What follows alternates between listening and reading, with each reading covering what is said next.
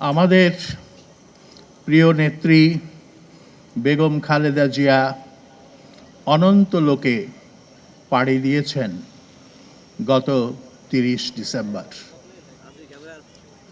কিন্তু বাংলাদেশের মানুষ, এই দেশের এই জনপদের মানুষ তাকে অনন্তকাল ধরে স্মরণ রাখবে।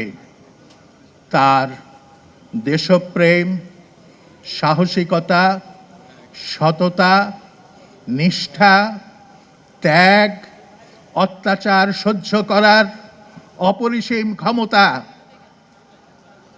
আরও অনেক কথাই হয়তো বলা যায়।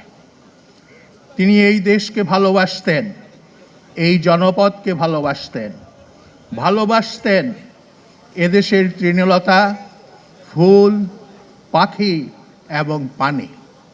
এই পানির জন্য তিনি সংগ্রাম করেছেন।